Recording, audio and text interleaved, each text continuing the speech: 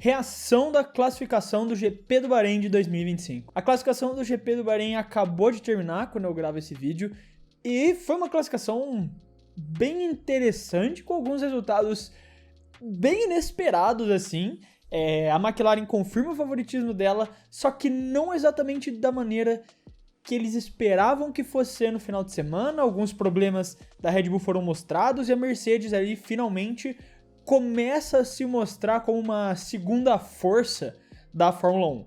Bom, eu vou falar mais disso ao longo do vídeo, então sem mais enrolação, já bora direto, porque tem muita coisa para falar sobre essa classificação. No Q1, os 5 eliminados foram Oliver Behrman, Lance Stroll, Gabriel Bortoleto, Liam Lawson e Alex Albon. O Stroll cair no Q1 não é nenhuma surpresa, acho que a gente já tava até esperando, o carro da Aston Martin não tá tão bom, e o Stroll muito menos, então não há nenhuma surpresa nisso, mas os outros 4 nomes até tem alguma coisa pra falar. O Behrman vinha fazendo boas classificações e ele não conseguiu acertar muito bem o carro, fazer uma boa volta e ficar em último lugar. Pensando em como ele foi nas últimas provas, é até decepcionante pra ele. Enquanto o Lawson, ele teve um problema que o DRS dele fechou sozinho no meio de uma das retas. Não me recordo exatamente qual, mas foi falado isso na transmissão britânica, principalmente, e foi passada a informação de que eles conseguiram ali a informação com a Racing Bulls de que fechou durante a volta dele, e daí ele acabou perdendo muito tempo por isso. Daí é só ver também como o Hadjar foi muito bem na classificação, mas querendo ou não, o resultado é que vai ficar no histórico e não é muito bom para a imagem do Lawson isso também. Agora, os dois principais destaques para comentar aqui nesse caso, com certeza, é o Gabriel Bortoleto, que não conseguiu encaixar uma boa volta e por conta disso não conseguiu fazer uma volta tão boa quanto o Hülkenberg, que passou pro Q2. Só que essa passagem do Q2 pro Hülkenberg, na verdade, tem uma polêmica gigantesca e um erro bizarro da FIA, que não era pro Hülkenberg ter passado pro Q2. A gente vai discutir melhor quando chegar no Q2 e eu puder falar melhor sobre ele. Mas, voltando aqui ao tema, Bortoleto não encaixou uma boa volta, é o suficiente para ficar na frente do Stroll e do Behrman, mas poderia ter sido melhor pelo que ele apresentou ao longo do final de semana. Então não consegue encaixar essa boa volta, não teve um grande treino classificatório, larga em 18º, mas numa pista que ele tem conhecimento, que ele tem qualidade, fez pole position na Fórmula 2, então ele pode ter a capacidade de fazer uma boa prova amanhã, com certeza. Agora, a grande decepção disso tudo aqui é o Albon. No Q2 eu até entendo, às vezes você não encaixa a voltinha certa, é mais disputado, o carro da Williams é meio termo ali, então tudo bem. Mas no Q1, Albon, aí você me quebra, cara. Eu tava sendo o maior defensor de Alex Albon até esse momento aqui. Vou continuar sendo, porque ele ainda tá fazendo uma ótima temporada pela Williams, mas essa queda no Q1 foi 100% culpa dele, e ele mesmo disse isso. Ele errou, não fez boas voltas, e por isso caiu no Q1, enquanto o Sainz conseguiu progredir com o Williams até o Q3. Então, não é impossível, como eu disse, a característica de pista é boa para Williams, ele ainda pode fazer uma boa corrida. 16º não é tão longe do 10º lugar, então uma boa estratégia, algumas ultrapassagens, uma corrida bem feita. Dá pra sonhar com uma pontuação do Albon ainda, mas não começa a corrida de uma boa forma, considerando os últimos resultados que o Albon teve pela Williams, sendo o primeiro piloto desde 2017 a pontuar 3 corridas seguidas pela Williams. No Q2 a gente já teve as quedas de Esteban Ocon, Fernando Alonso, Nico Hülkenberg, Isack Hadjar e Jack Doohan. O Ocon teve um acidente que atrasou um pouco a classificação por conta de bandeira vermelha, bateu ali na curva que o Mazepin bateu, na mesma curva que o Mazepin bateu na estreia dele em 2021, e mudou um pouco ali a dinâmica, tudo. Só que o grande ponto principal, o destaque desse Q2 que eu quero falar pra vocês, é o Nico Hülkenberg, porque ele não era pra estar aqui. Era pro Albon estar no Q2 e não o Hülkenberg. O que aconteceu foi, durante o Q3, ou seja, mais de 40 minutos depois, a volta do Hülkenberg do Q1 foi deletada. Durante o Q3, a volta que o Hülkenberg fez no Q1 foi deletada, que seria suficiente pro Albon ter passado pro Q2 e o Hülkenberg ter caído no Q1. Não tô falando que a culpa é do Hulk, ele não tem nada a ver com isso. Cara, mas por que você tem todos esses equipamentos de detecção de limite de pista se você não vai usar eles, se você não consegue usar eles? É a mesma coisa de você ter o VAR no futebol e simplesmente decidir ver 3 horas depois que foi falta lá, esqueceram de avisar o juiz. Já aconteceu no futebol também, claro, mas... Cara, como que você não vê na hora com todos os equipamentos, com todas as câmeras, com tudo que vocês têm, que o Hülkenberg queimou a volta dele. De novo, não é culpa do Hülkenberg. O Hülkenberg fez o trabalho dele e, passando por Q2, fez uma ótima volta para terminar em 13º. Foi um grande treino do Nico, porque 13º de Sauber não é pouca coisa, mas a FIA tá de sacanagem. No mais, o Hadjar fez também uma boa volta e o Jack Durham ali fez uma boa volta, conseguindo se classificar em 11º. E a gente teve também um comentário sobre isso, o Banguela falando: já a Alpine indiscutivelmente lembrou de pôr whey protein do GP do Brasil de 2024 na gasolina. A Alpine lembrou que tem carro, e o Gasly vai ao Q3, faz uma grande volta no Q3, vamos falar mais depois. Mas a Alpine parece vir muito forte, e principalmente o Gasly, por estar largando no top 10, mas o Durham também agora aparecem ali como grandes candidatos para poderem pontuar na corrida. Bom, já estamos falando do Q3, então bora ver como ficou o top 10. O top 10 ficou da seguinte maneira: em 10º lugar o Yuki Tsunoda, passando ali pela primeira vez com uma Red Bull no Q3. Em 9º lugar o Hamilton, numa classificação um pouco abaixo do esperado dele, bem abaixo, considerando o resultado do Leclerc. Em 8º, Sainz, fazendo uma ótima classificação com Williams. 6º, Lando Norris, aqui é a grande decepção da classificação na minha visão. 5º lugar, Pierre Gasly. 4º lugar, Kimi Antonelli. 3º lugar, Charles Leclerc. 2º, George Russell. E a pole position no colo de Oscar Piastri. Sobre o Q3, a gente tem alguns comentários interessantes para ir discutindo. O primeiro deles veio do Spotify, que disse: essa classificação só deixou mais claro que o problema da Red Bull é o carro e não os pilotos. Acho que, de novo, é chover no molhado, é bater em galinha morta, ou é chutar cachorro morto a expressão, mas eu acho que eu já ouvi bater em galinha morta em algum lugar também. De qualquer jeito, a Red Bull tá cheia de problemas e essa pista evidenciou isso. Não é um carro bom, não é um carro consistente e pode performar bem em algumas etapas específicas, mas no grande geral não consegue ser consistente o suficiente para o que precisa. Mas ainda assim tem que se destacar a boa performance que o Yuki Tsunoda teve, conseguindo levar o carro para o Q3, e era o que se esperava dele, né? O que se esperava que ele fosse fazer quando subisse para a Red Bull.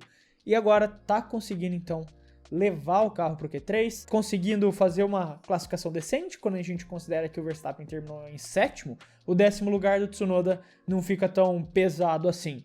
Mas as duas Red Bulls têm boas chances de pontuar e acredito que as duas vão pontuar amanhã, mas realmente o carro da Red Bull não tá bom. E agora, como dito pelo Rafa Bissigo, Oscar Piastri, você é o cara. Ele foi muito bem no final de semana todo. Talvez só no TL1, que não conseguiu ir muito bem, mas até aí pouco importa. Mas no grande geral, o Piastri, nos treinos em geral, estava liderando. No Q2 ele também já tinha feito a melhor volta do Q2. E no Q3, indiscutivelmente, o piloto mais rápido. E o Piastri ganha uma oportunidade de ouro agora de disparar no campeonato.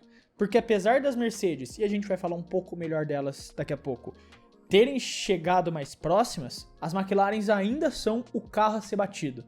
Ainda é o carro do pelotão. E o Piastri largando da pole, com o Lando Norris errando na última volta dele na classificação e ficando só com 6º lugar, o Piastri tem uma oportunidade de ouro aqui, de disparar nessas primeiras voltas, abrir uma vantagem absurda e alcançar o Norris no campeonato e tentar assumir a liderança. Porque eu não acho que vai ser uma corrida tão fácil pro Lando Norris. Mesmo tendo o melhor carro ali, ele vai ter que ultrapassar e brigar com o Leclerc, que não é um piloto muito fácil de se fazer isso. Vai ter que também brigar com o Antonelli na Mercedes, que vai ser interessante ver. O Antonelli é um piloto que, nas categorias de base, sempre foi muito duro nas defesas, era um piloto que não era tão fácil de ultrapassar. E o Russell, com a consistência e a qualidade que está pilotando, eu não duvido que ele dispare do resto do pelotão, não a ponto de alcançar o Piastri, mas de correr isolado em 2º lugar. Então, mesmo que o Norris passe o Leclerc, passe o Antonelli e alcance ali, ele vai ter ainda que tentar tirar uma desvantagem pro Russell e tentar passar o Russell. Então eu não acho que isso vai ser fácil. E eu não vejo isso sendo muito fácil. O Piastri pode se aproveitar muito bem disso, numa pole absurda, merecida, com mais de 1,5 décimo de vantagem pro Russell. O Piastri agora tem a chance de se colocar na briga pelo título mundial, de fato. E falando de toda essa disputa, a gente tem o comentário do Ícaro Pancho: essa Mercedes vai dar trabalho, e o principal torcedor, e o principal ao torcedor dará gosto de vê-la correr, acho que faltou alguma palavra ali, uma conexão, e os adversários se cuidem, porque a Mercedes está voltando.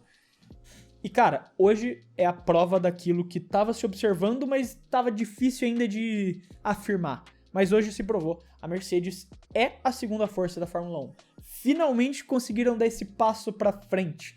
Mercedes ficou por muito tempo estagnado ali como a quarta força, não conseguindo competir com as três ali da frente. Mas nessa temporada eles começam muito bem e são ali claramente a segunda força da Fórmula 1. O Russell, no braço, conseguiu colocar essa Mercedes num ritmo de McLaren. Sim, a gente fala muito do que o Verstappen tá fazendo, porque o que o Verstappen tá fazendo é absurdo ainda, claro. Mas a gente tem que destacar que, ali no limite do que o Russell pode fazer, ele tá tirando leite de pedra com essa Mercedes também. Não tanto quanto o Verstappen tirou com a Red Bull, isso é claro, mas o Russell pilotou nessa classificação mais do que o carro, colocando essa Mercedes ali capaz de ameaçar as McLarens, que ainda assim, com o Piastri fazendo a volta certinho dele, colocou lá na frente, mas essa dominância toda que as McLaren estavam se colocando por cima das outras equipes, a Mercedes está falando, ó, a gente tá chegando, a gente ainda não tá no seu nível, mas a gente tem um piloto que é capaz de pilotar igual vocês dois aí de McLaren e que a gente tá chegando. E eu não duvido, até o final da temporada a Mercedes tá no mesmo ritmo da McLaren e tá disputando vitórias frequentemente com ela. E por conta de tudo isso, eu tenho certeza que esse comentário aqui vai se realizar do Joe. Amanhã a corrida vai ser muito da top.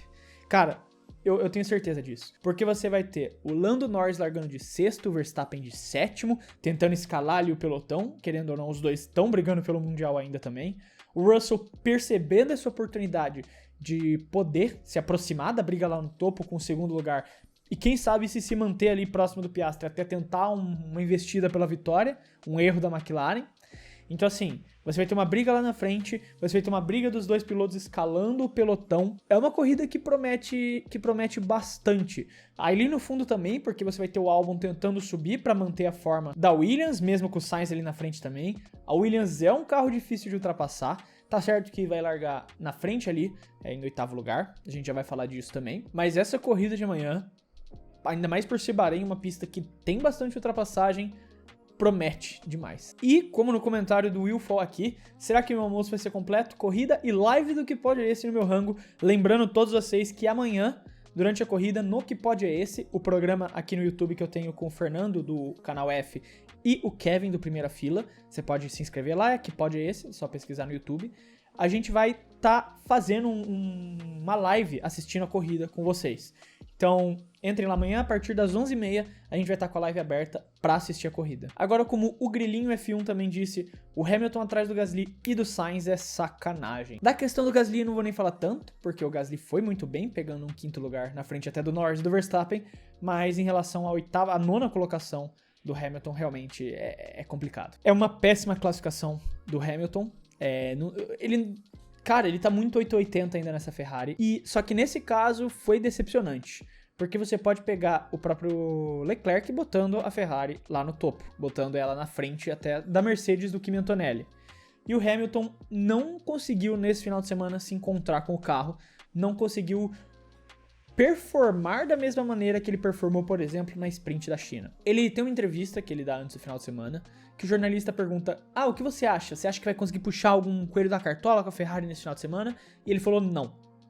Então ele já deu essa previsão antes do final de semana que não seria um bom final de semana, e é mais um resultado, até o momento, tem a corrida amanhã, temos que esperar para falar isso, mas até o momento decepcionante do que se esperava do Hamilton na Ferrari. E como a Nicole Iris Itaborai, eu acho que é isso, disse que o Sainz e Albon foi abaixo, Sainz surpreendeu e Albon foi abaixo do esperado. O Albon falei bastante no Q1, né, não tem muito o que dizer.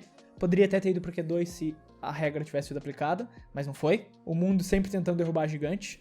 Mas o Sainz se encontrou com o carro. Aí, ele falou, me deem 8 corridas. Foi na quarta que ele se encontrou.